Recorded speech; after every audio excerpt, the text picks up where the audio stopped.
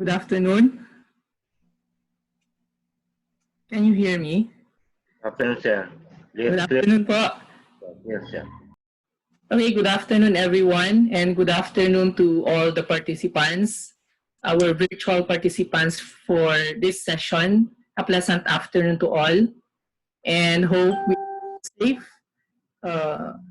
this day. And before anything else, I would like to thank the Commission on Higher Education for inviting me to share my knowledge as regards the delivery of flexible learning. And my topic for today is divided into two parts. So the first part would be, I'll be discussing some discussions on flexible learning. So second would be the approaches in choosing the right learning management system. So as COVID-19 continues spreading in many countries of the world, keeping learning amidst the pandemic has become a major challenge to the global education community, especially in the Philippines. So the first question would be, are you ready for the first semester? Do you have ready materials for the upcoming first semester? So at this point in time, you must have decided on the teaching and learning modalities that you will be implementing this coming semester. Also, you must have been trained, or the administrators, you must have been trained and conditioned already your faculty members to face the new challenges of the new normal, or shall we say, the next normal. Now, flexible learning is now the teaching and learning approach that HEIs are to implement. So it is very important to note of this method option that we will adopt as regards flexible learning. So my outline for the first part of my topic would be, first is more discussion on flexible learning, though I know that our previous speakers have already discussed this. So just to give you some more information about flexible learning. Second would be flexible education through online learning, effective learning tools that you can apply as regards your NSTP implementation, selecting suitable digital learning resources, effective online teaching and learning instructions, and ensuring the quality of online education. Now, flexible learning is defined according to Lee and McLaughlin that flexible learning is a set of educational approaches and systems concerned with providing learners with increased choice, convenience, and personalization to suit their needs. In particular, flexible learning provides learners with choices about where, when, and how learning occurs by using a range of technologies to support the learning and teaching process. Now, flexibility is defined as offering choices in the educational environment, as well as customizing a given course to meet the needs of individual learners. Therefore, providing the possibility of making learning choices of learners is crucial, especially now that we are implementing flexible learning. These learning choices can cover class times, course content, instructional approach, learning resources and location, technology to use, so this is very important, and the requirements for entry to completion dates, and of course, we need communication medium. Now, for the different flexibility or the flexibility dimensions at teaching and learner management level, the first thing that we need to consider is when and where the learning occurs. The strategy of flexible learning can be implemented at different levels. So, such as teaching and learner management, We also have a level on the operational management and another level for the institutional management. Now, focusing on the flexibility of teaching and learning management level, we have the following key dimensions. First, as you can see on the screen, when and where the learning occurs. So it means that the time of participating in a course, starting and finishing a course, participating in learning activities, and the pace of study can be flexible.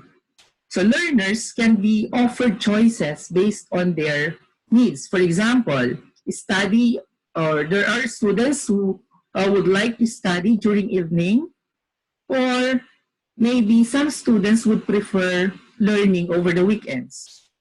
So they can also specify the time they want to interact with others and the time they want to study on their own.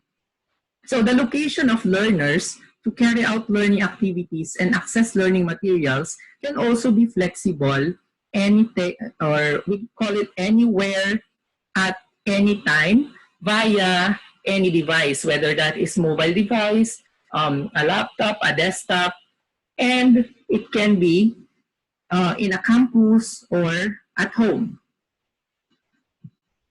Second is what and how students will learn.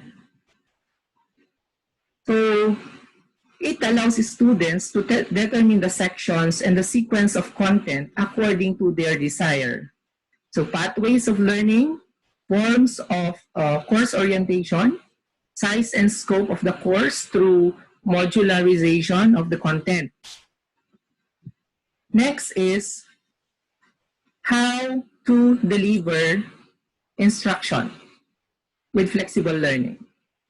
So flexible delivery offers a suitable range of how and where students can access learning materials. So students may experience the course in campus-based learning, web-based learning, or in both via different technologies. Next is what strategies could be used for organizing learning activities. So the learner's choice or choices can be offered during several instructional approaches, such as lectures with tutorials, independent study, discussion, seminar groups, debates, student-led discovery approaches, and educational gamification. Another is what types of learning resources should be provided to the students. Again, flexibility can be indicated by using a range of media formats, such as podcasts. It can also be in a form of narrated screen capture, or it can be a full video of lectures and some usable software. And you can also consider open educational resources, which can also provide flexibility in the way of using learning resources, since they are under an open license. Now, what technologies are truly useful for learning, teaching, and administration? The use of technologies to enhance teaching and learning and help instructors and departments to process administrative work within institutions can also be flexible. So in this case, considering also when and how to provide assessment and evaluation. So the assessment and evaluation of learning quality, as well as teaching and academic programs, can be flexible. So the flexibility can be indicated by the methods of assessments, such as presentation, papers, team projects, peer assessments, and standardized tests. Another one is what kind of support should be provided for students and at the same time instructors. So this should be considered by also the administrators, that the time and place to obtain support and the methods of support can also be flexible. So if we deliver our courses online, so there should be also an online support to these students so that there could be an immediate feedback whenever they have queries. And your support should also be open maybe 24/7 because of the flexibility in terms of time when it comes to the preferred time of schedule for these students to learn your lessons. So flexible education through online learning. At present, according to the development of emergency situation of COVID-19, several countries have adopted various flexible teaching and learning approaches in their education system. And online education is one of the main approaches. Online learning as a subset of distance education has always been concerned with providing access to educational experiences that are at least more flexible in time and in space than campus-based education by utilizing different types of technologies.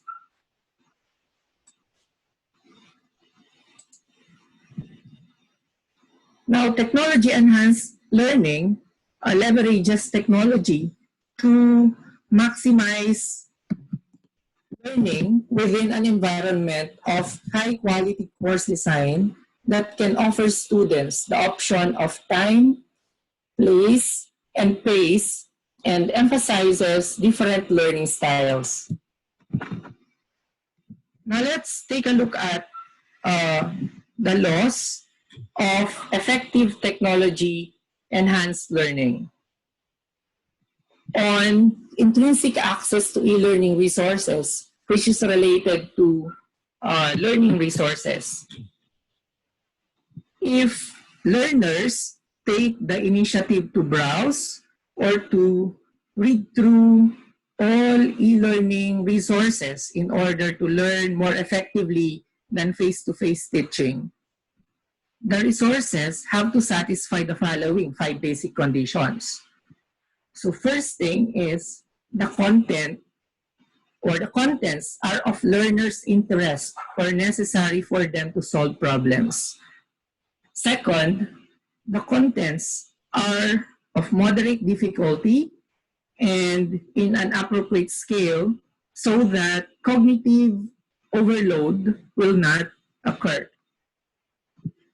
Third would be the structure of the contents is simple and clear, which will reduce the cognitive load of learners.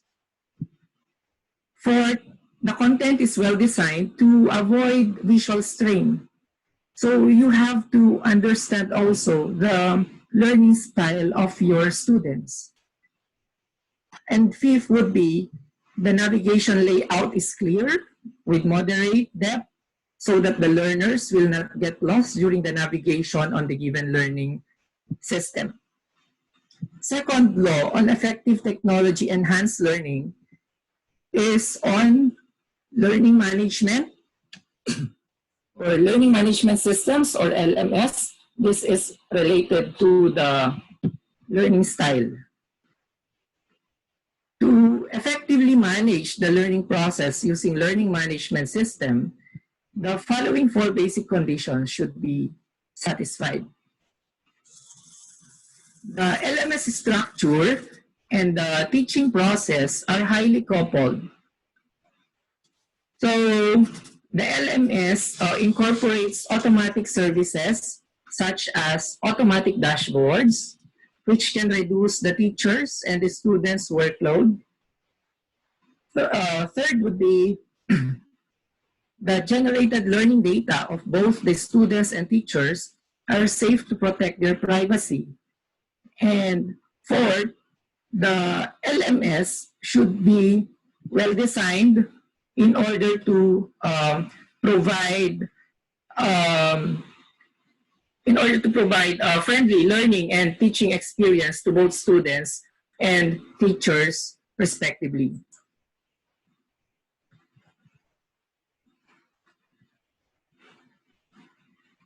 We also have on users' understanding of the designer's intention. This is related to the system design.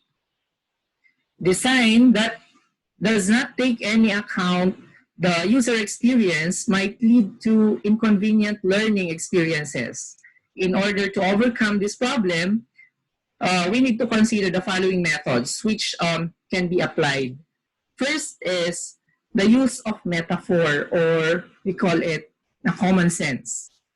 Second, clear and concise documents, of course, and a universal standard of labels and symbols that is made public and available to teachers and students.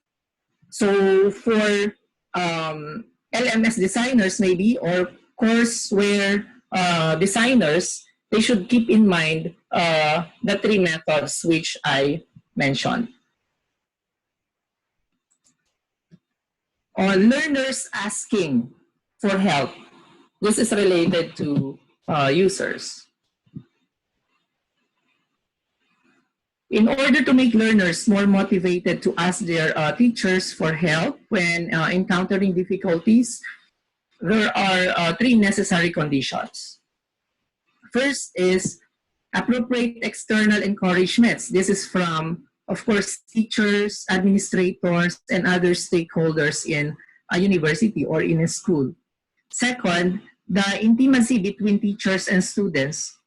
So since we cannot see really our students through online education, so we can still build a relationship with our students, though we only see them virtually.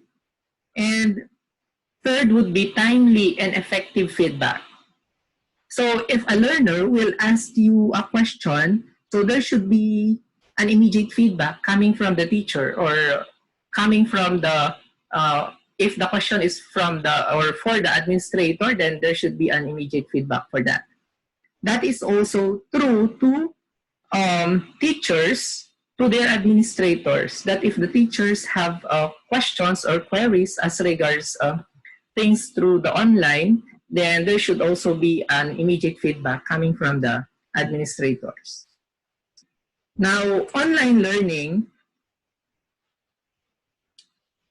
is defined as learning experiences in both synchronous and asynchronous environments using different devices. Of course, with the use of the internet. So in these environments, students can be anywhere where they can work independently to learn and interact with instructors and other students.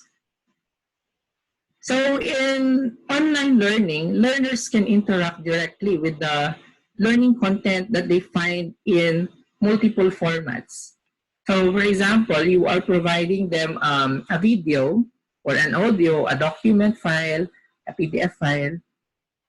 Additionally, they can also choose to have their own learning sequences directed and evaluated with the assistance of a teacher, of course. This interaction can take place within a community of inquiry using a variety of internet-based synchronous and asynchronous activities.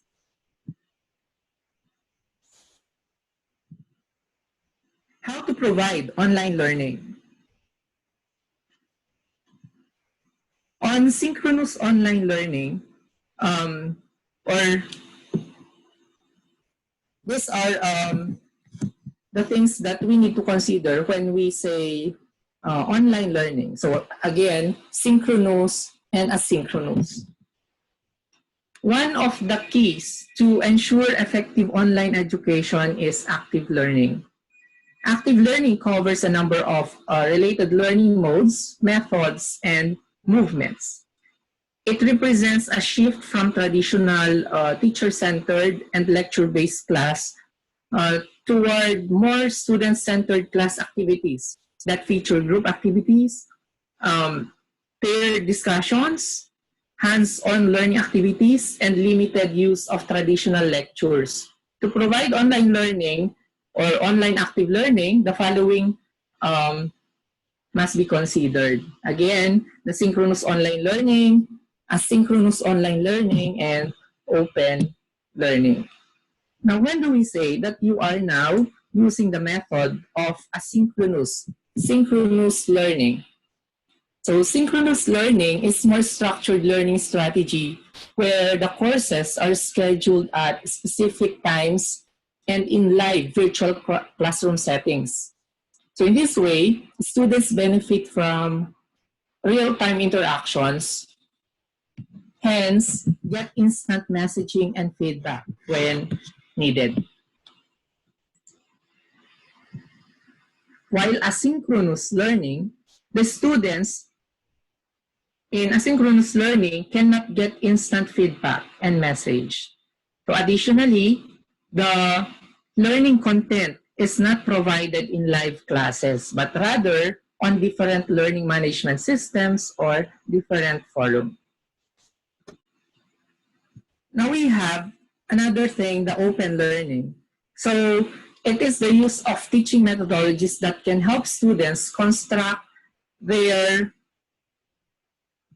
own learning path, okay? And be actively contributing to knowledge building. Specifically, the use teaching materials should be openly licensed, and the resources produced during the course should also be released as OER, or what we call open educational resource. Now, to effectively selecting and using learning tools is beneficial to learners in finding and processing information, constructing knowledge, collaborating with peers, expressing understanding, and evaluating learning effects in concrete ways.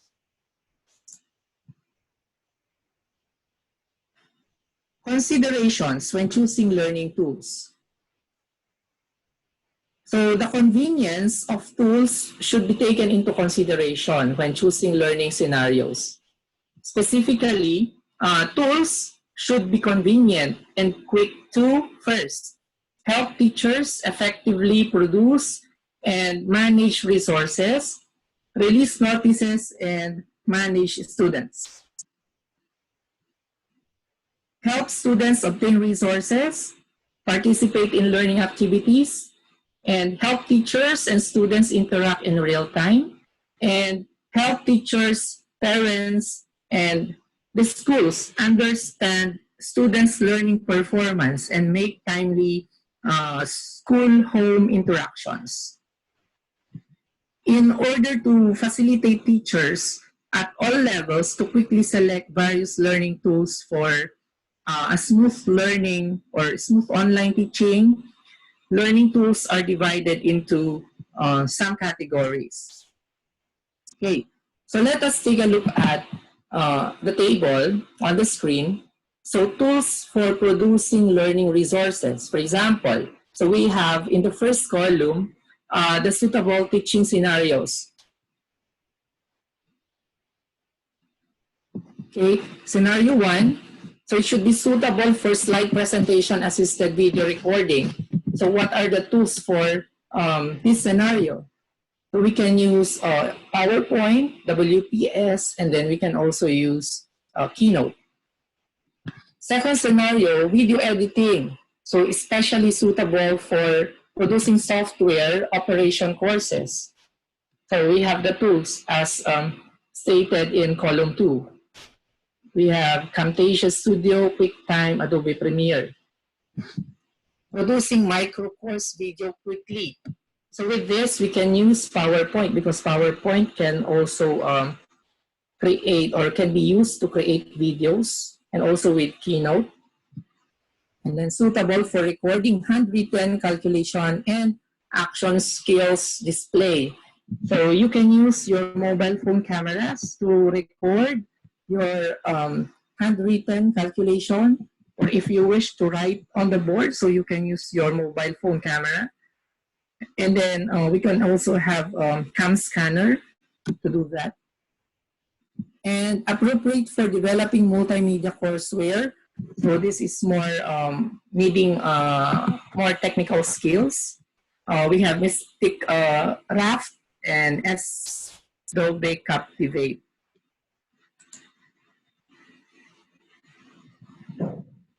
Now, tools for synchronous teaching, suitable for live teaching courses. Different kinds of software can be chosen to satisfy various demands for interaction, network quality, or convenience. So I'm presenting to you some of the tools that you can use when it comes to synchronous teaching. So just like what we are using now, we have Zoom. And then through Facebook, you can create a room to deliver your lessons through synchronous modality. And we also have Google Meet, Microsoft Teams, Messenger through video call, maybe. Now for asynchronous, suitable for the courses in need of asynchronous teaching. So suitable network teaching platforms can be chosen according to the requirements of the school and the course.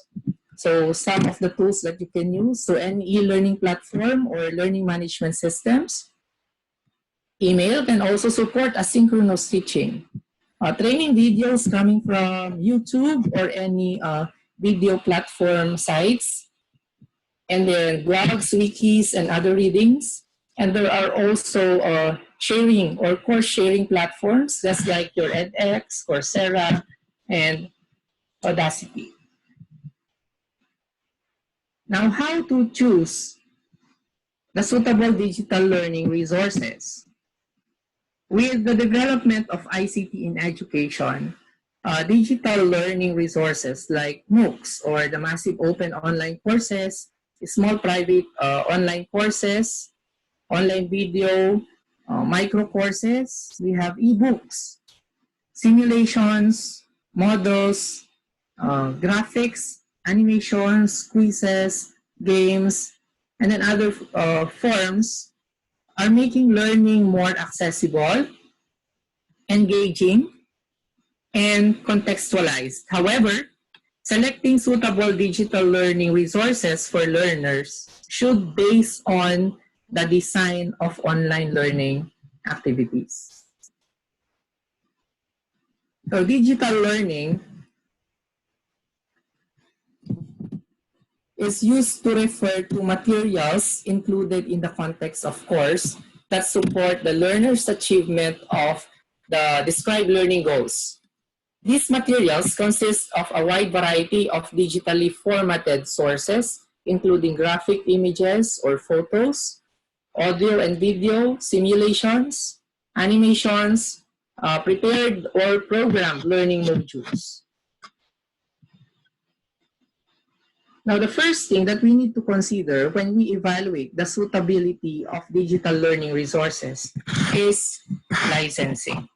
So teachers should carefully choose the quality of educational resources to use by referring to well-known national and international repositories. So accessing and selecting good quality digital resources is one of the challenging tasks for teachers, especially the educational resources can be selected on several criteria as follows. Again, licensing. For educators should choose open license content as this will allow them to legally reuse and remix these educational resources in their teaching content.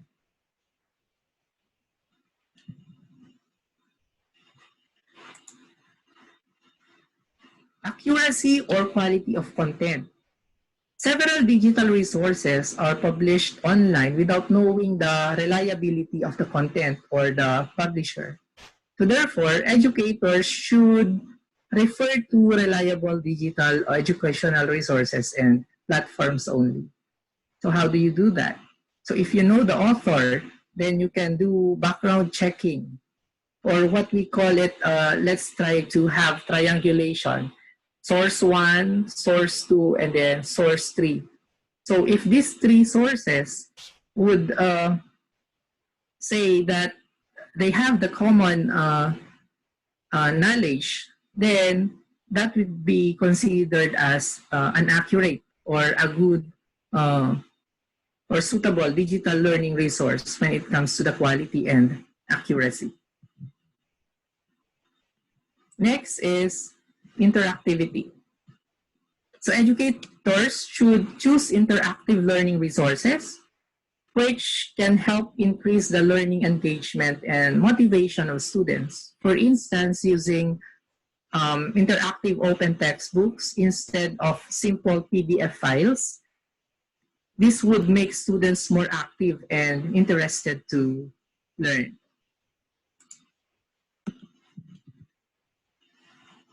Next is ease of adaptability. Educators should choose resources which are easy to adapt in their context. Like, for example, resources which can be easily mixed or modified to fit a specific learning context. For instance, a PowerPoint presentation can be a good resource or can be good resources as they can easily be adapted. Because as we all know, a PowerPoint file can be saved through PDF, through a movie file, and other file formats. Cultural relevance and sensitivity. So educators should choose educational resources that do not report any offensive information to any race or culture. This will also consider GAD or yung GAD advocacies natin. So we should also consider this. Unlike traditional classroom learning, online instruction is characterized by having different locations of both teachers and learners. Therefore, flexible learning should consider effective online teaching and learning instructions using different technologies. So I am showing you the list of organizational structure of learning. So I think you already know these things.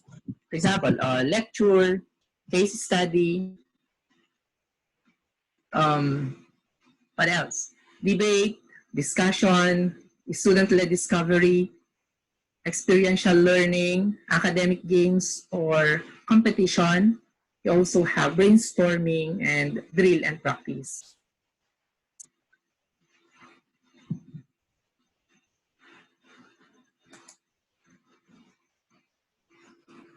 Organization forms of online teaching through synchronous instruction. So if the type of organization is live streaming teaching, so you need technical means of live streaming platform. Okay. In terms of the learning resources, you can still use your existing teaching courseware or lecture notes, provided that they are in digital form for you to be able to use it for your live streaming. And learning content is just like if you are teaching in a face-to-face. So if you are in live teaching or live streaming teaching, still the content of your face-to-face should still be there. But what are the requirements for teachers and students? So teachers should be capable to use live streaming tools for online teaching. So it is very much important to look at the skill of the teacher when it comes to live streaming their teaching.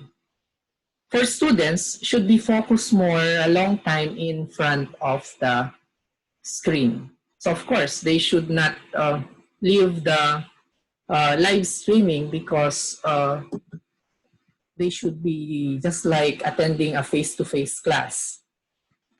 And for the expected outcome, they should focus teaching in a classroom. So just like in a classroom setting. We also have another organization for online real-time interactive teaching. So for the technical means, you should have a classroom interaction software. And learning resources can be the learning materials and guidance questions should be provided before class. So you already have distributed your learning materials to your students prior to meeting them online or real-time interactive teaching. And you only need to focus on the key and the difficult points in teaching the lesson. So what are the requirements for teachers and students in this scenario? So teachers should be capable of guiding and organizing online interactions. So the prepared question guides should be answered all throughout the session of the real-time interaction, while students should actively communicate also with the teacher online. Again, the expected outcome here is the face-to-face discussion and communication. It's just like you are requiring your students to recite in your face-to-face class. But there are potential risks, okay, which I think most of us in the Philippines, ito yung problem natin. So potential risk under synchronous instruction, of course, it requires good network bandwidth. So poor real-time online discussion and communication, and then poor student experience. So before you implement synchronous instruction to your students, you should also have asked them if they have good internet connectivity. Otherwise, you will fail in the delivery of your synchronous instruction. Now we proceed to asynchronous instruction.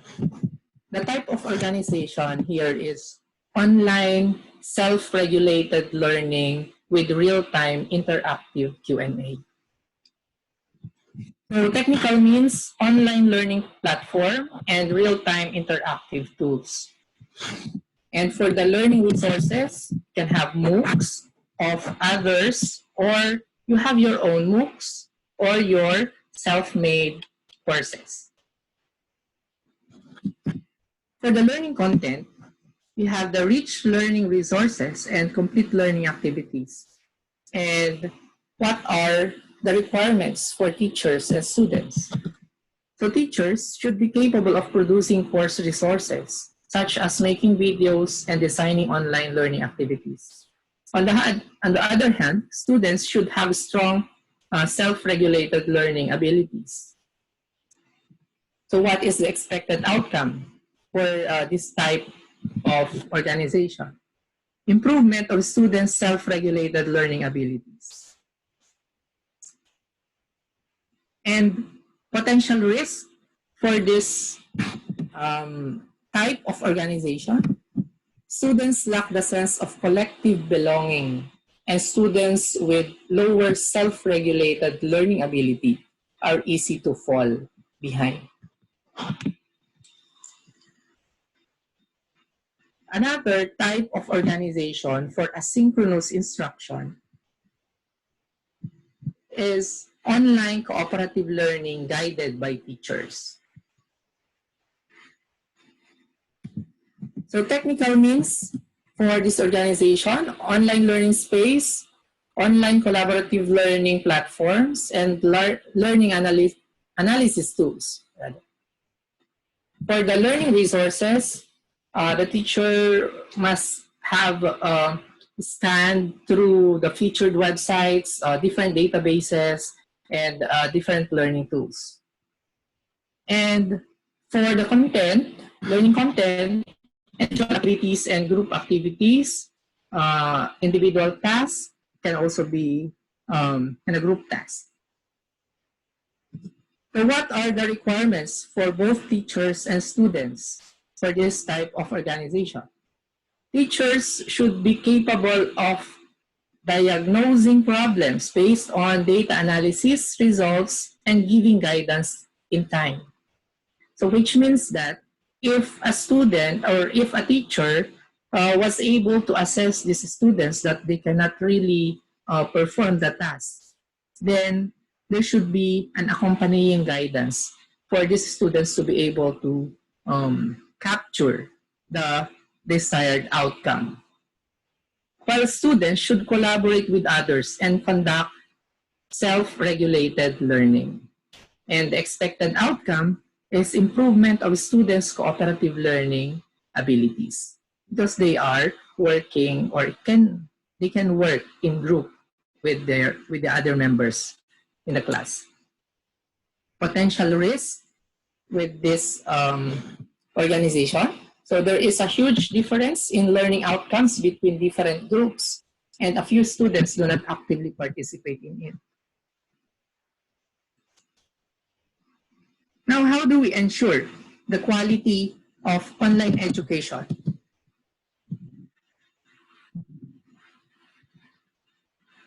Effective support services are the key to ensuring the quality of online education. The support services of online education include two types: support services for teachers, online teaching, and support services for students' online learning. Both services can be provided in collaboration with the government, with the school, enterprise, family, society, or the school stakeholders.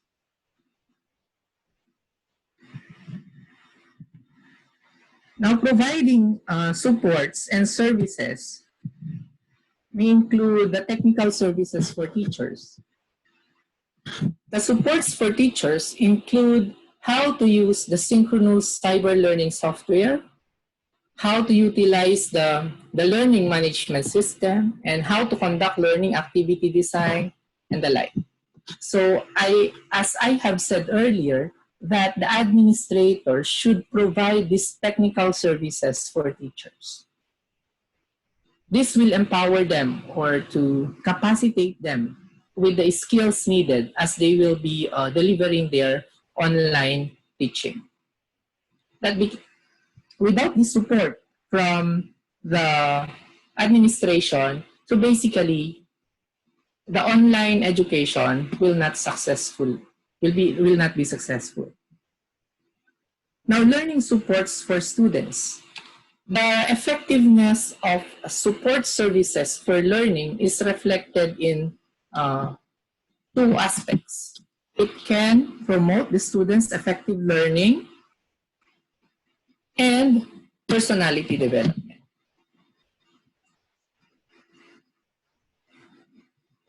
Now we have the second part of my topic on choosing the right learning management system. So again, the outline of this topic is, first, I will discuss the different approaches in choosing the right learning management system. I will be sharing the implementation framework which we use in the university or in MMSU when we designed and implemented our virtual learning environment. And I will show you a sample NSTP course in a learning management system. So learning management system is, or we call it LMS, is a system for delivering learning materials to students via the web. These systems include assessment, student tracking, collaboration, and communication tools. Basically, LMS and VLE are used interchangeably. VLE is a virtual learning environment. Now here are the approaches in choosing the right learning management system. So why do we need to choose the right learning management system? Of course, we don't need we don't just select or choose our learning management system. We have to choose, because if you implement or use an LMS, it's just like you are investing your infrastructure. So the first thing you need to consider is consider your needs. Identify the contents to be uploaded. So what are the learning materials that will be uploaded in the learning management system? How will you upload this content? Okay. How many users will be using the learning management system? Will you host the system or will you use an external host? So if you decide to use a free learning management software or open source, you should keep in mind the cost of hosting the software, the price of the training for your teachers and students, and wherever you are going to purchase a third-party support tool for it to be implemented. Now, if you have, in case you have a good technical team, then basically the support would not be a problem, because having a good technical team in your school or in your university will help you deploy or implement your learning management system. Second, evaluate technical considerations and limitations. With your learners and their needs in mind, next up is evaluating the technical considerations and limitations. So consider what type of content you're hoping to exhibit, like audio, video, interactive activities, PDF documents, PowerPoint presentations, and how your users will be accessing it. So with this, you must have asked your students the availability of gadgets in accessing these learning resources from your learning management system. Because even though you have a good learning management system, if your students do not have the right gadgets to open this learning management system, then your LMS will still be useless. With technological fit in mind, review also the support services offered for any learning management system you consider. But of course, technical people or ICT people could help you also evaluate the technicality of these learning management systems. Now, you can have, or you can set also feature priorities. What are those features that must have in your learning management system? And what are those should have only in your learning management system? Or what are those features that could have? Okay? Or what are those features in the LMS that you won't have because you might get back to them at in the future? Okay? So if you choose a third party to buy your learning management system, because I think most vendors now provide you a vast features, available features for the different learning management systems. And you only choose for your most needed feature. So you have to prioritize. So for your phase 1 of implementation, you can only have these features. And then later in the next phase of the project or of the implementation, then you can have the other features. It might be you are purchasing a feature for your learning management system that is not needed now. So you have to adjust for that. And of course, sustainability. Implementing a new learning management system is a major financial decision. For the best strategic choice, consider the scope and any potential future needs. What about new systems you hope to implement? Is your learning management system interoperable with the other systems?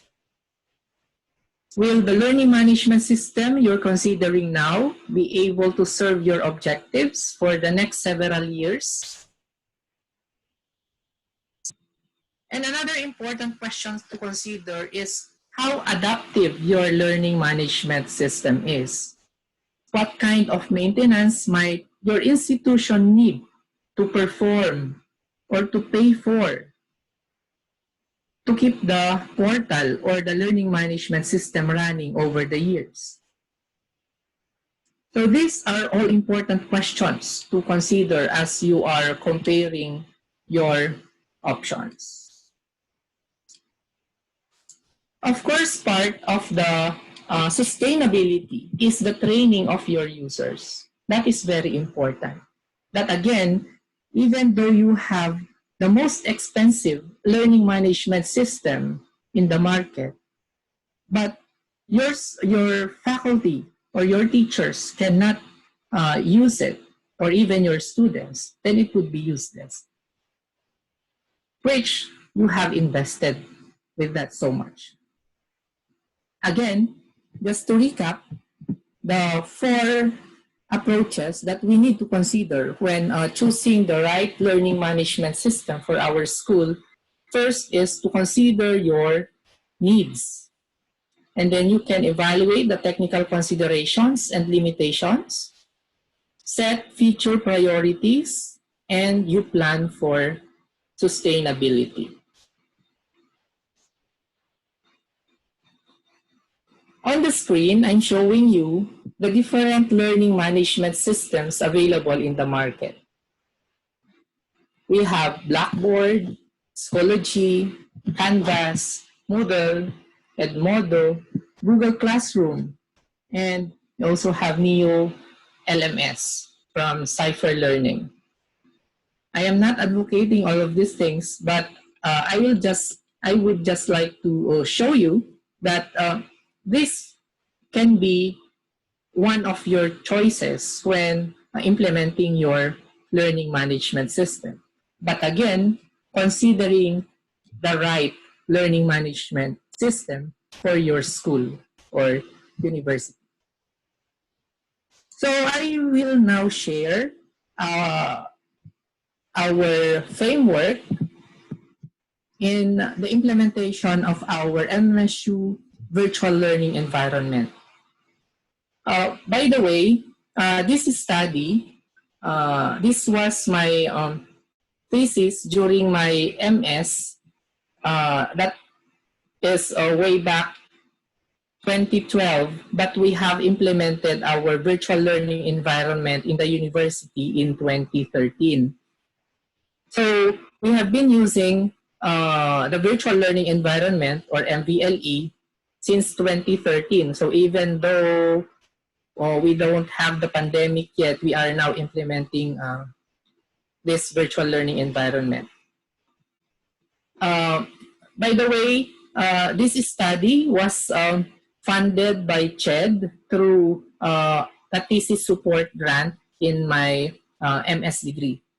So going into the details of the implementation framework, we consider the following processes. So we have assessed first the MMSU ICT e-readiness in terms of, first, on the MMSU existing ICT infrastructure.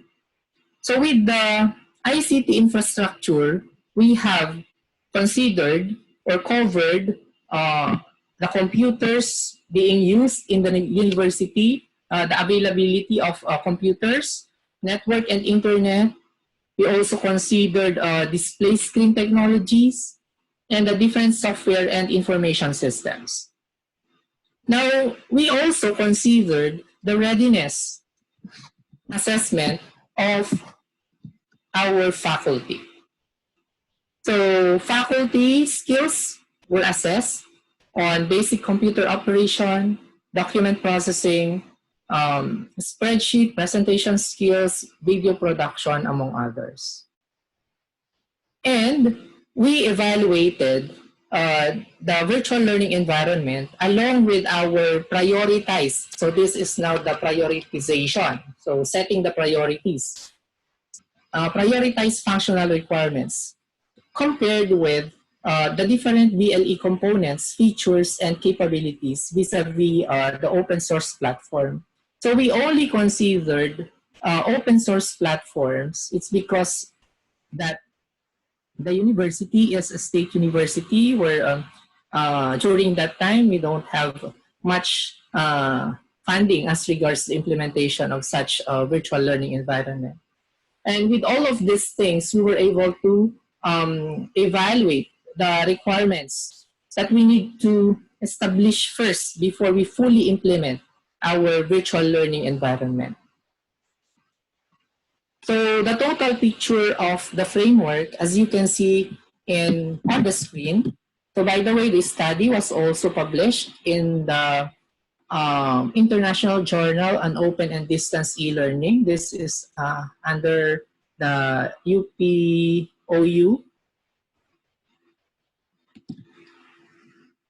So we consider the user. So this is these are administrators who will manage the system, the faculty members, and students. Now, when it comes to the environment,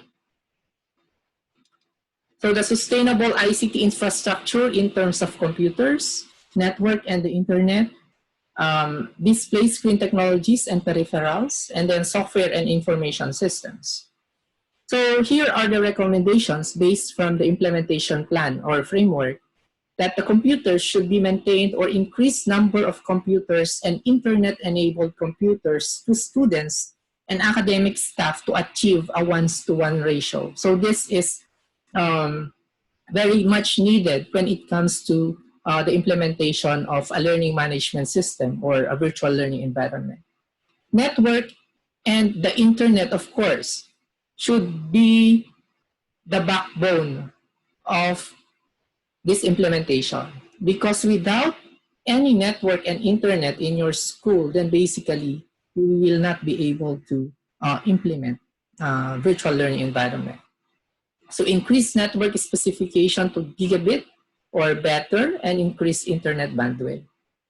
And then, of course, display screen technologies. These are the things that we need to use when delivering the learning management system. And then software and information systems. In the university, we have a dedicated information technology center. And the main function of this center is for systems development. So we have our own team when it comes to software development. Or we have a software development team who design and develop and implement all our information systems in the university. So to date, we are not paying any third party on our information systems in the university. We also have a dedicated data center for all our systems in the university, and this is manned by, of course, IT experts. And then for the architecture, based on the evaluation, Moodle turned out to be the most appropriate platform that we can use. During that time, it was Moodle 1.7 version, And now we already upgraded it to with the use of Moodle 3.8.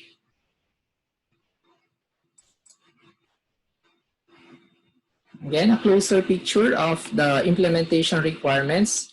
So before you can implement your learning management system, if you will host your own learning management system, so basically, these are the things that you need to set up first prior to your implementation. Now let us take a look at a sample NSTP course in the learning management system. So this course was designed or uploaded in our virtual learning environment. So a course named NSTP1, for example.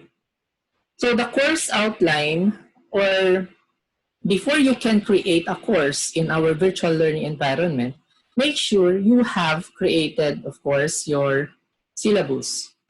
So that since NSTP1 is for all freshmen, for example, so we only use one platform for all the NSTP1 courses for us to be able to synchronize all the activities and then the materials to be used by these different NSTP classes. So this is now on the screen is now a screenshot of the NSTP1 course. So the course outline is listed in the dashboard or on the screen, and we also have the different materials or activities for each particular topic. So here you can upload your materials, or you can use links from different sources to support the different topics inside the learning management system or inside the course, like for example, our NSTP1 course. So you can also perform other than sharing. You can have chat, sharing of your lecture notes in PDF form, in document type. You can also have or you can also share your PowerPoint presentation and a quiz, a real-time quiz, or automatic checking of the items in a quiz. And then you can also ask your students to submit assignments through the learning management systems. So these are the activities that are supported in our learning management system. We have submission of assignments. We have a big blue button here. This supports video conferencing. So if you wish to conduct synchronous delivery or teaching using our virtual learning environment, so you just set up your big blue button here. And then for chat, and then choices, database, forum, lessons, quiz. Okay, you can also use our virtual learning environment for survey, and then wikis. You can also have here workshop. Okay, and then for the other resources, you can share a book. Okay, files. You can upload the whole folder. And then we also have pages and URL. So these are the activities and resources that we can use inside the learning management system. Note that the different learning management systems in the market now have commonality. So basically, these learning management systems are intended for teachers and students to deliver online education. So it's up to us to choose really the right learning management system that are appropriate based on our needs in the university. Now, we have a component in NSTP for community engagement activities. Basically, these community engagement activities now cannot be done because of our limitations to face-to-face activities and travel of our students. So what we can do as an alternative for community engagement. So for us to deliver, for example, a lecture to a community, so we can just use webinar. So this is I think the safest activity, even though without going in the community.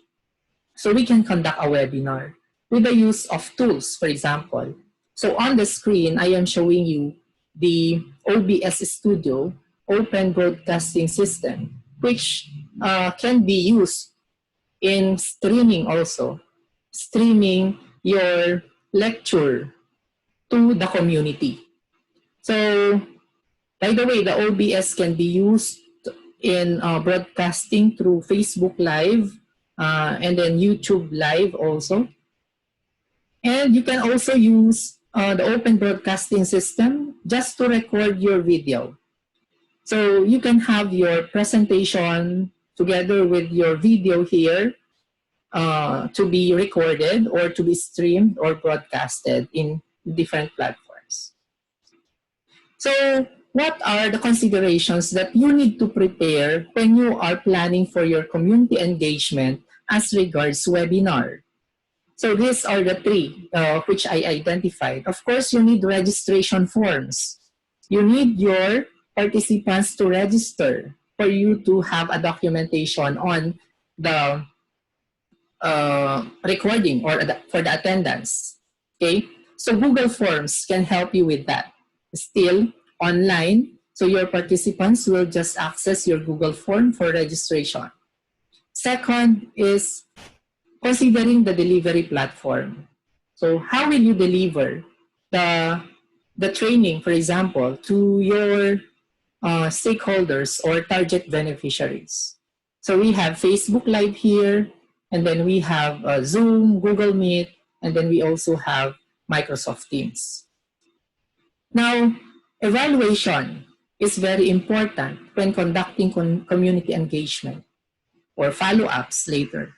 So still, you can use Google Forms without going in the community just to collect the evaluation. So you just release the evaluation forms or the links for the evaluation form for you to be able to capture the evaluation based on or coming from your beneficiaries.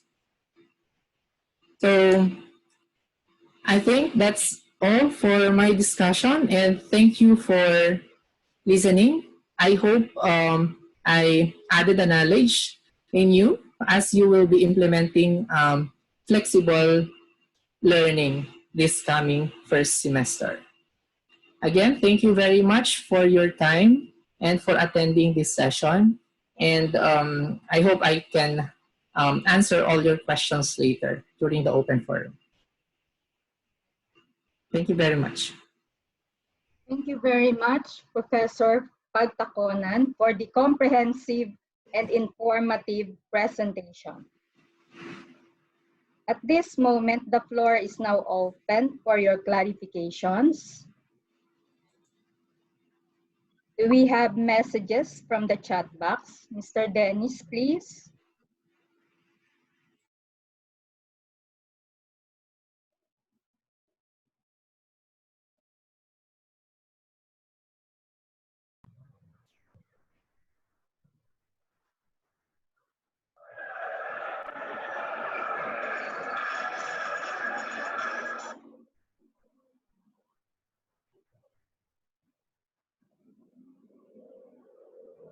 Dennis, may mga questions ba sa chat box?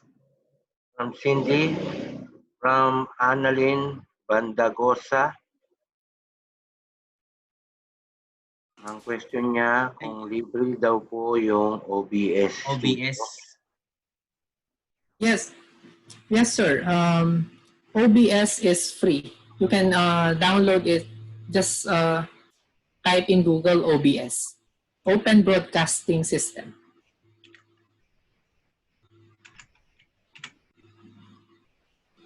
Ma'am, from Angie Alvarez, ano to? What is the safest LMS in order to give exams? Okay, safest. Opo. What is the safest LMS in order to give exams? Safest in terms of maybe cheating.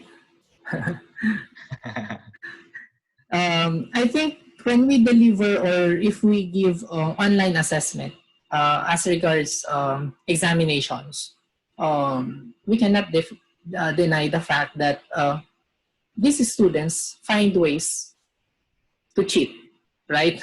To get a high score during examinations. But I think whatever platform you will use, if your students are properly guided with your virtues, like for example, they have a strong what we call that. We say honesty. They are all honest to answer the examination. Then that would be, I think, best. Tapos ito sir, from Rochi Viva, how would you evaluate the LMS? Bright space on the criteria you mentioned in selecting the right LMS? Now, if you are considering learning management systems in the market, of course, you need to or get the specifications. What are the features of these available learning management systems in the market? So you need to compare. Okay, you compare. Let's say LMS1 with the features of LMS2 with LMS3. So just like what I have said earlier, that when choosing these learning management systems, there should also be a technical person who would help you in identifying which of these learning management systems is best for you. And prior to that, you have already evaluated your needs to support or your needs in support with the use of your learning management system. Ito pa mo, from E. Maglukot, how can we integrate Data Privacy Act in our LMS? Yes, there are features of the learning management systems that are incorporating now data privacy and security. So if you look for, or if you are evaluating learning management systems, you have to look for the criteria or feature of the system. Ito may isa pa. From Agacer of EA Cavite, we know that the most of our local government units have no means of connecting via net. Can you share with us other means of delivery system to engage with our adopted communities or barangay? Okay, but still online. What I can share you is a strategy for a community which has maybe a limited internet connectivity. So maybe the school would talk to the local government unit for support. Just like, for example, if a barangay cannot really have access to the internet, so maybe the local government unit could set up a learning space with complete devices and internet connectivity that will support these students from that community.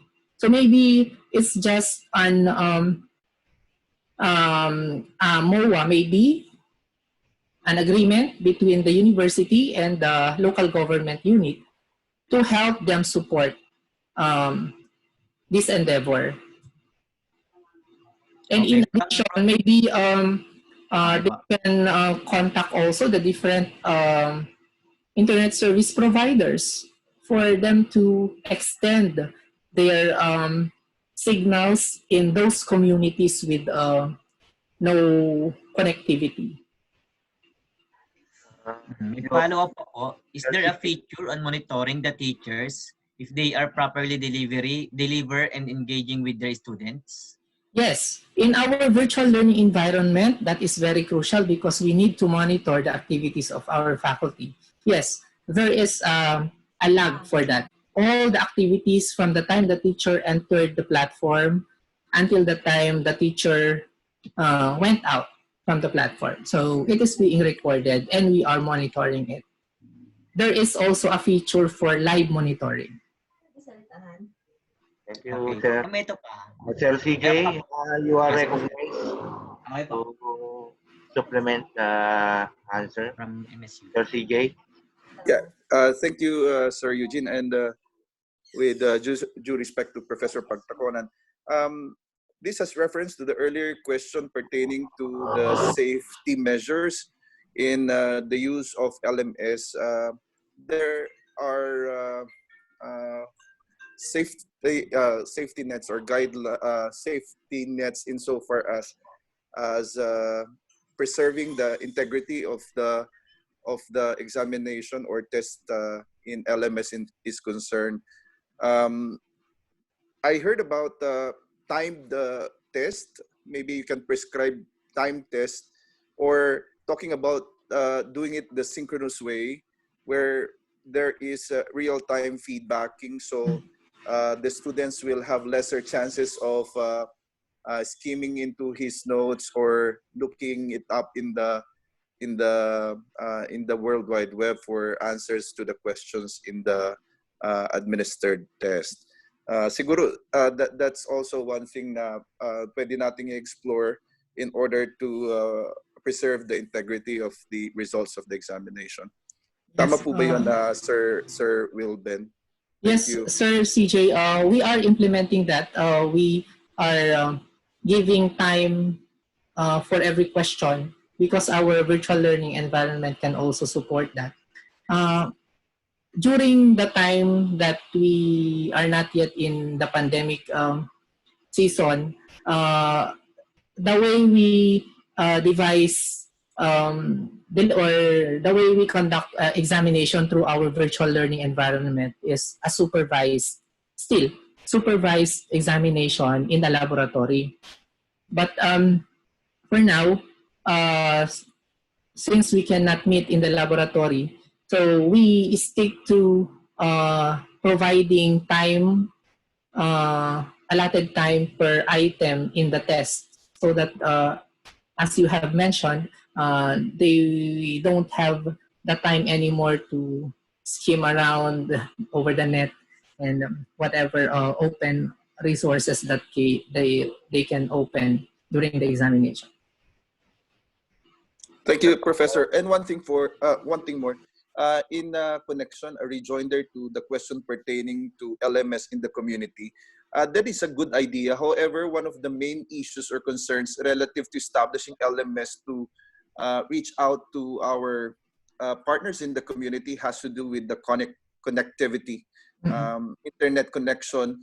But in so far as connectivity is concerned, maybe we can have it in partnership with the local government, and that is a laudable partnership for outreach initiatives, which can be under the extension services in relation to the extension services thrust of the university, because in the new normal, let's face it, we are still talking about for higher education institutions the trifocal function, so which will include, among others, extension services. So maybe we can also put up an LMS to reach out to our target beneficiaries in the communities that we serve.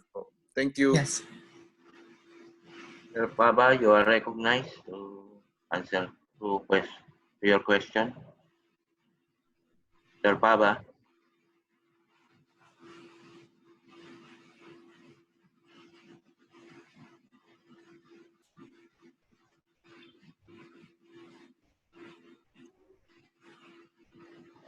Huge, na-forward ko na kay Sir Wilben yung privately, yung ibang tanong. Okay.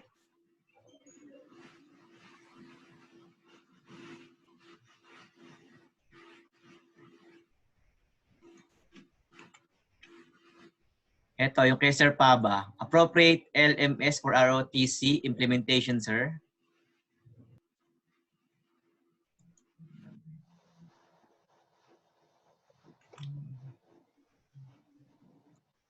Okay. I think appropriate LMS for ROTC implementation.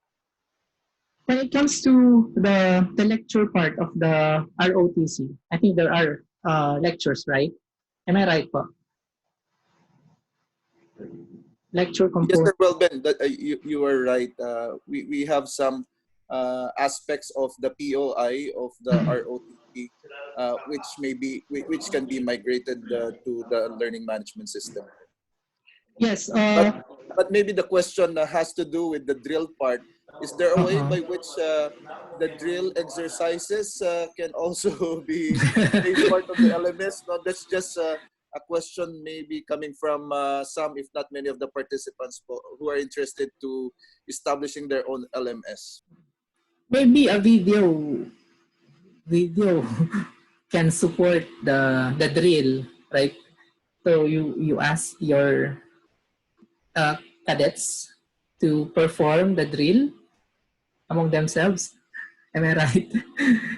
So a video maybe can be used to support those drills. So the officers will just record the drill, and then these students will also watch it. And the evaluation, then they can conduct an individual assessment through Synchronous maybe, because that would be in a form of video evaluation. Sir, well, Ben, Yes, sir. pwedeng mag-rejoin there lang po ako. Yes, sir. The suggestion of Sir Wilben is feasible. It is workable. We can have video tutorial of the basic exercises and the commands, while there are restrictions pertaining to in-person instruction. But maybe by the time the ban is lifted, then that's the time, no, when we do some sort of evaluation. At least they have already in those video tutorials those basic commands, and then you can have them for actual execution, no? When the ban for in-person instruction is lifted. So maybe we can also explore into coming up with video tutorials, like how do you do this command, parang ganon, ano? So I think we can do that for the LMS. Thank you, Sir Welben. Thank you, sir. Sir Wilben. Yes, sir. I raise it. It is because the NSTP2 implementation for ROTC is really totally different from LTS and CWTS. Yes, sir. And we know very well that the ROTC has the regional annual administrative tactical inspection, which is actually in compliance to the annual NSTP performance evaluation, which is provided in the IRR and in the IRR of RA 9163. And I raise it so that our friends, ROTC implementers, or part of this webinar will also be guided so that they can make adjustments if ever the situation will still not warrant, because whether we like it or not, the ROTC2 is really really requires a face-to-face instruction. But of course, there are guidelines from the IATF. So I think the inputs being raised and being suggested will be a good input also for the major reserve commands to consider to also make adjustments, because in the ROTC implementation, it's really the domain of the major reserve commands like the Army, Navy, and Air Force. Yun lang po, sir. Thank you so much po. Yes, sir. In addition also, sir, other schools, just because there are, aside from ROTC, laboratory classes are also being affected by this one, that there are skill-based courses that cannot really be done online. Like, for example, carpentry, for example. What else? So other schools, what they did is all these courses with laboratory component that cannot be done online were transferred to another semester. So that is a strategy also of other universities by transferring it to other semester, hoping that during that semester, IATF will already allow us to conduct face-to-face.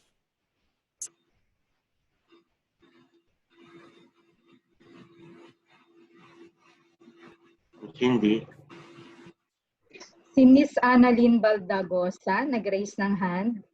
Madam, meron po kayong clarifications?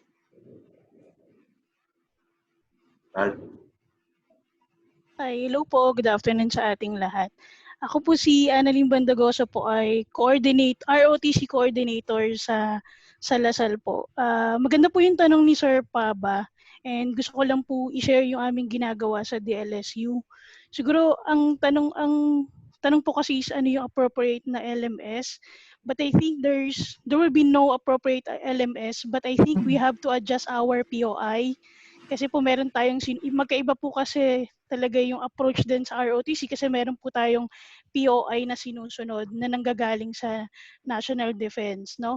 So we have to adjust our POI para mag-fit po siya doon sa online learning na gusto nating mangyari po. At sa LMS, malaking tulong po yung LMS because we tend to, nakakatulong siya dahil na-upload natin yung mga materials doon.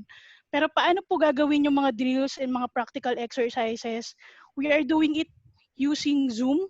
No? May mga video demonstration po tayong ginagawa na ang gumagawa po ay yung mga training staff para lang din matutunan yung mga iba't ibang mga drills sa ROTC. At in terms of the assessment, meron tayong mga quizzes during the asynchronous. And for the synchronous session naman po, we are asking the students na magpasa ng kanilang video demonstration nung particular practical exercises or nung mga drills na tinuturo natin during the NSTP RO2 or MS2. Ganun po talaga yung ating magiging assessment. The concern lang po talaga, I think, ay ang challenge sa ngayon sa atin ay paano natin makakapag-create ng mga materials, mga video materials, para mas malalo siyang ma-appreciate ng ating mga estudyante. Kasi currently, I think, yung ang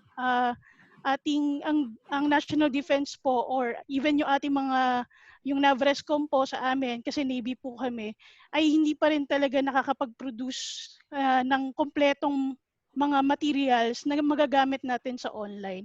I think yun po siguro yung kailangan talagang mabuo natin din na mga materials, mga video materials, mga online materials na or instructional materials na magagamit natin sa ROTC. But for the assessment po, ang ginagawa natin dyan, may mga groupings pa rin po tayo per unit na pwede silang gumawa ng kanilang mga practical exercises, and yung mga individual naman po, they submit mga video demonstrations po nung kanilang mga tinuturo natin ng mga drills. Yun lang naman po. Kung ang tanong po sa ROTC, doable talaga siya. Malaking tulong din po yung mga LMS natin kasi na-upload natin yung mga materials doon. But in terms of the assessment, yon, kailangan din po talagang ipuliduhin pa rin po talaga yung mga ganong mga video demonstration and mga practical exercises. Kasi ang ROTC po is more on drills and practical exercises. And I think kaya naman siya, magagawa pa rin po. Magagawa pa rin talaga po siya sa ROTC. Kahit online, nasa new normal tayo or nasa new online learning setup na po tayo. Yun lang naman po. Marami pong salamat. Sir Eugene? Sir Eugene, Ma'am Cindy, may I have a rejoinder po? Go ahead, Sir CJ. Thank you very much, Ma'am Cindy. Yes, the observation of Ma'am Ana is uh, is in order po. And we would like to inform our participants that we will be having a resource speaker to discuss ROTC guidelines tomorrow. According to Sir Eugene, Lieutenant. Actually, nandito siya, sir. Nandito siya ngayon, sir. Okay. So we have Lieutenant Colonel Flojo will be having a session with us tomorrow po. So we will have all the concerns discussed tomorrow po. Thank you.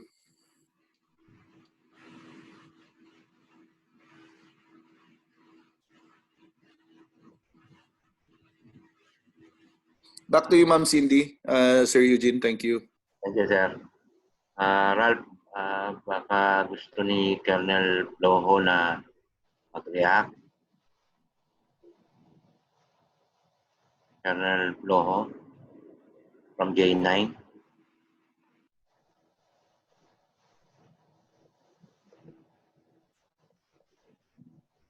Okay, unmute mo siya, Ralph.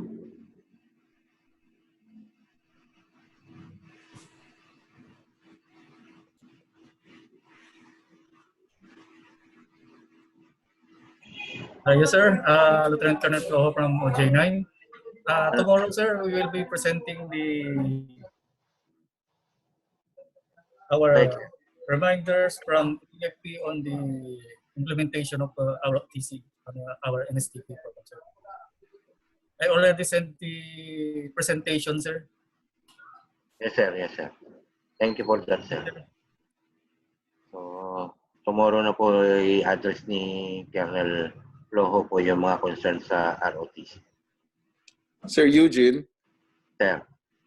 Some participants are asking for the link. I think Sir Ralph already have posted the link for tomorrow's sessions po. Tama po ba yun, sir? And at the end of the session, it will be flashed on the screen for the guidance of everyone in this room. And also to our participants joining us in the Facebook. Thank you po. Yeah. Ralph, confirmation, Ralph? Yes po, ipopost ko po sa Google Drive yung presentation ni Prof. Pagtaconan. Yung link, Ralph. Gagawin ko na po. Pag-flash ko po mamaya. Professor Wilben. Yes, ma'am. We have also questions from the FB comments. Yes, ma'am. Ang isang question po ay, Sir, you've mentioned meeting our stakeholder online. But our stakeholder are less fortunate brothers and sisters in the community. They don't even have phones and Wi-Fi connections. Okay, so in that case, maybe you can decide on the right platform that you will be using. So if a radio broadcast would be much better for them, then of course you will use that platform. What I discussed here can be with the use of an online. But if it is not feasible for your stakeholders, then of course do not use online platform. But instead, you will look for an alternative just to conduct your activities in that community. Where, for example, a radio broadcast can be done, then be it. Ma'am Cindy? Sir CJ. Allow me to take this opportunity to have a rejoinder on the answer provided by Professor Pagtaconan.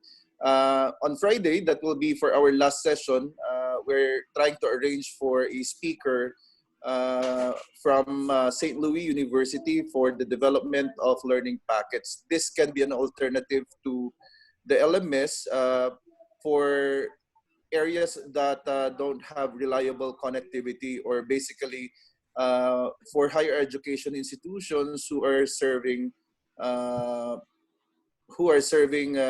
stakeholders who don't have access to any of the devices that will warrant them to engage in a learning management system for flexible learning mode.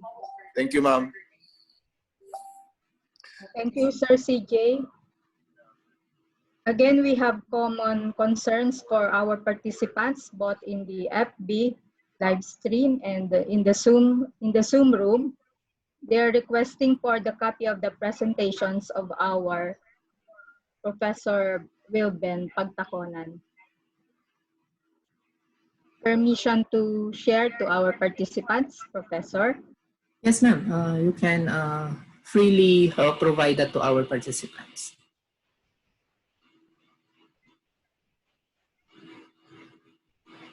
Thank you very much. Meron pa po bang clarifications or questions? Dennis? Ralph?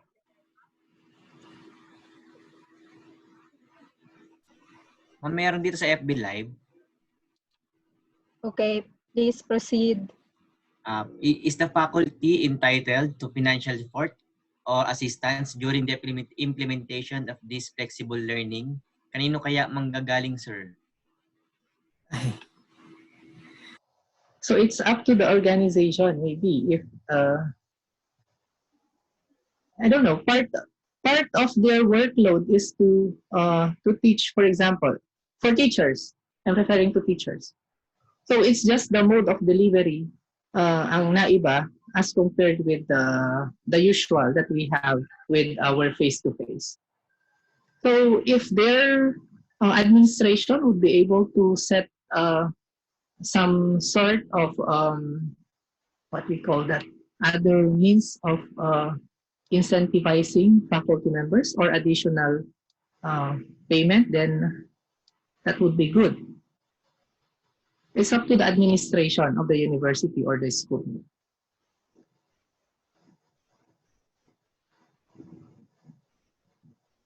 I hope that answers the question.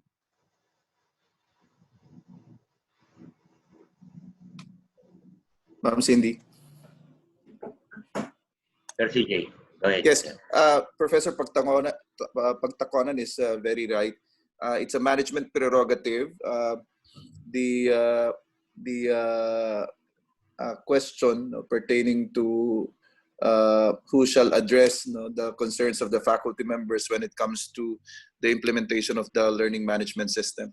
So the higher education institution may opt for yung sabi ni Professor Pagtaconan na incentivizing their faculty members, but it's not mandatory on the part of the higher education institution. Remember that we are in the new normal. So as we proceed to this new norm, the faculty members are also expected to have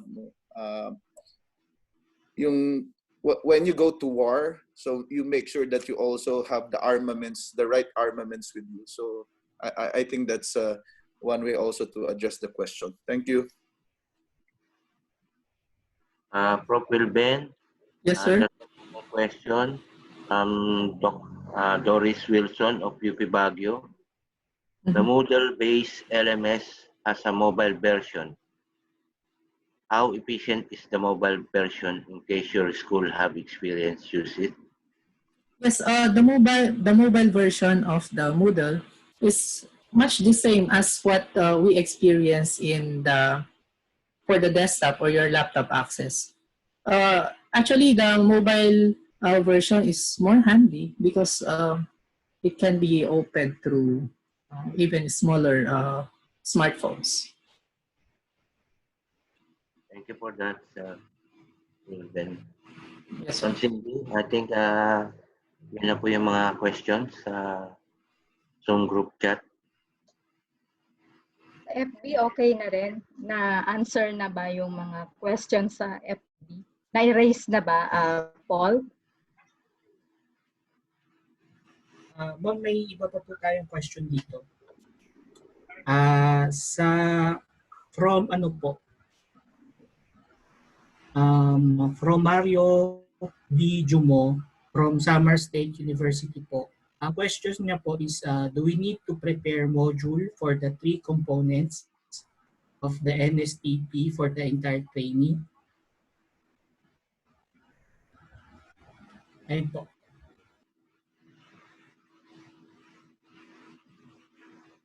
Thanks, Sir CJ.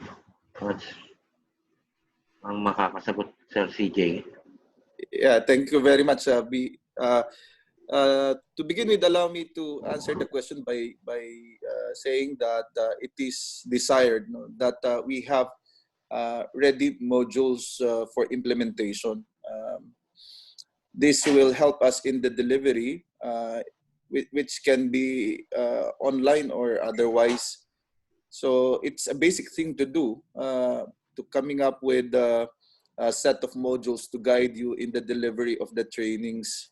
So that's why we have this webinar series to also prepare you in the development of the modules based on the revised minimum standards that was just approved by the Commission on Higher Education.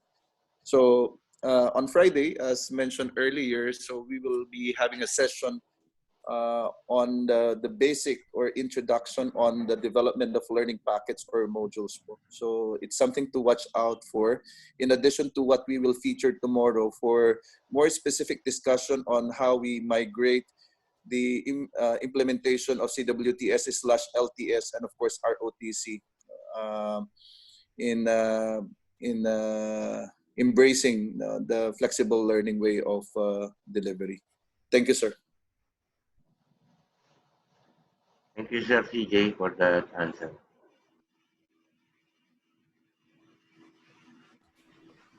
Sir, okay na po tayo sa FB Live. Wala na pong mga questions. Dennis, meron pa sa chat box. Okay na po yung sa chat box natin dito.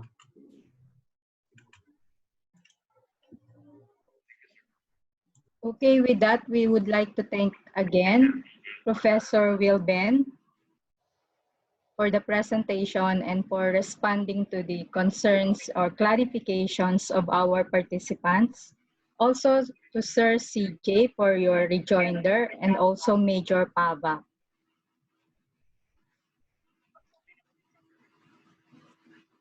Thank you very much to everyone for, again, for CHED for inviting me to share the knowledge on flexible learning. So I hope to join again in your succeeding sessions, and have a safe day to everyone. So thank you. Thank you, CHED. Thank you very much, Professor Wilben. You are very much welcome to attend the remaining webinars po, sir. Thank Yes, you. sir. Thank you po. Thank you, sir. Thank you, ma'am. Sir CJ, meron pa po ba tayong mga announcements?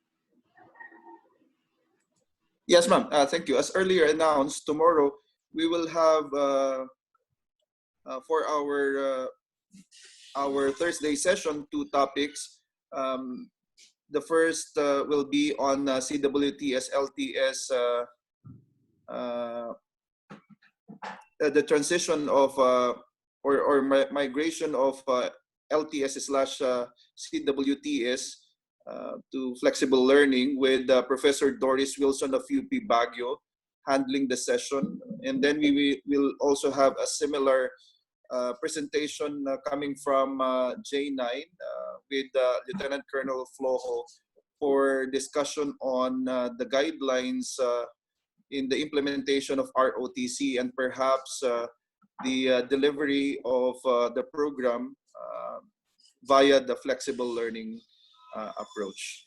And on Friday, we will end our webinar series part 1 for NSTP 1 with the development of learning packages/modules by a resource speaker from St. Louis University. So we thank everyone for joining us, and for further questions, you may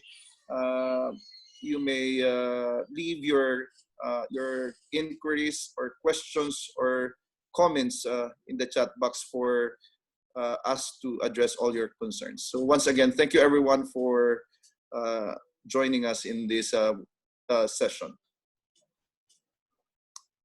Thank you, Sir CJ.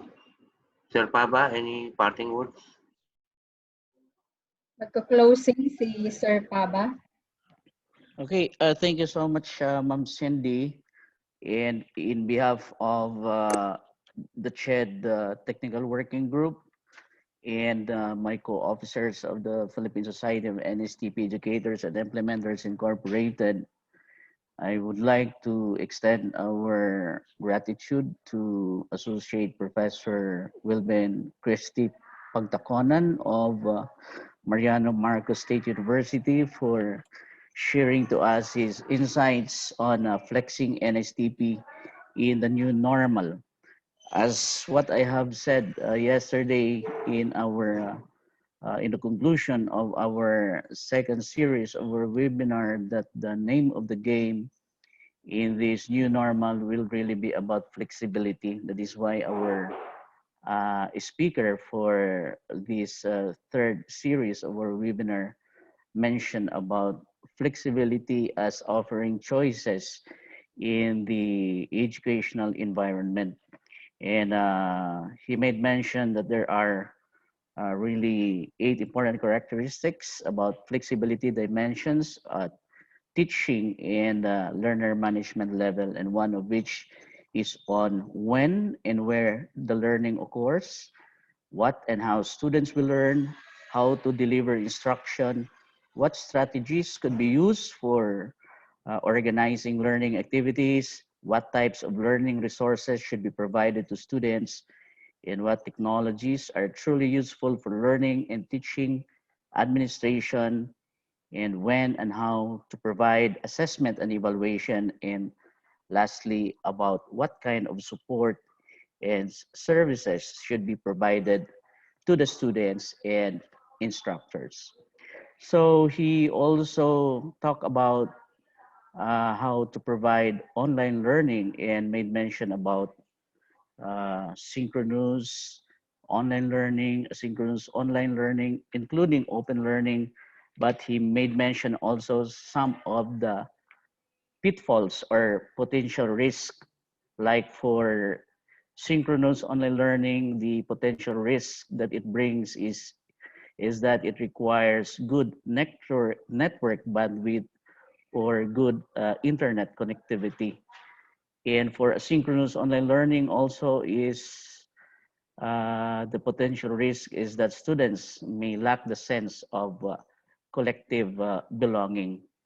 And he also emphasized that to ensure the quality of online education, number one, there should be support services for teaching, like technical services. And secondly, there should be support services for students. And then he ended with his presentation about choosing the right LMS or system for delivering learning online.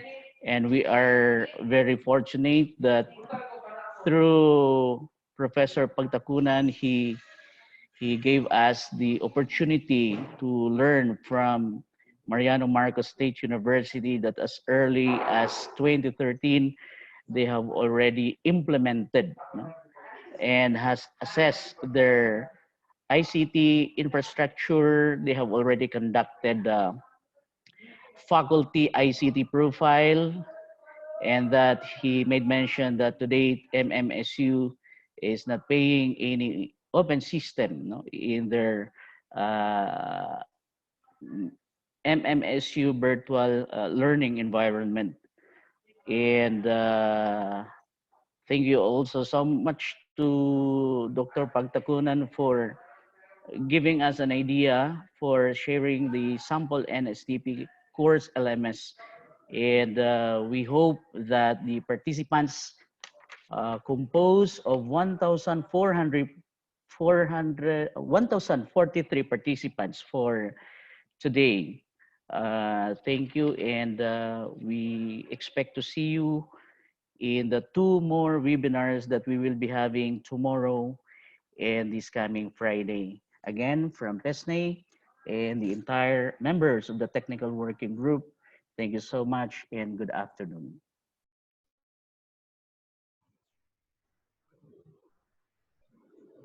Thank you, Sir Paba, for the closing remarks. Ma'am Cindy. Thank you po. Ralph, paki-flash yung registration link for tomorrow.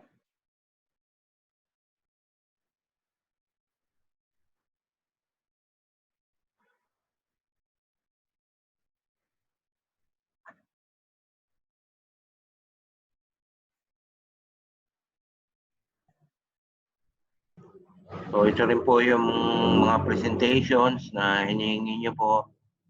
Dito nyo po mata-download sa link na itong link na to.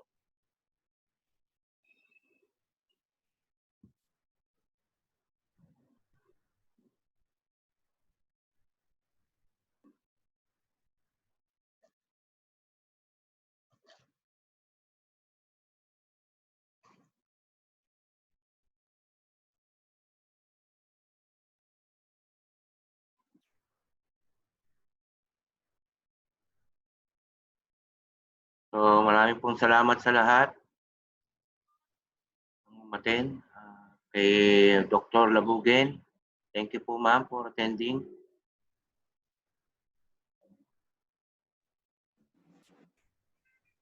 Yeah. Bye, thank you. See you tomorrow. Salamat din po sir sa lahat. God Salamat bless sa us all. inyo. Ay, Ma'am Salamat Labu- po, Ma'am Loan. Ched. Salamat. Salamat po sa pag-attend. Thank you, Ched. Salamat Sir Eugene. Ma'am Cindy. Puro po ulit. Ulit. Thank you po.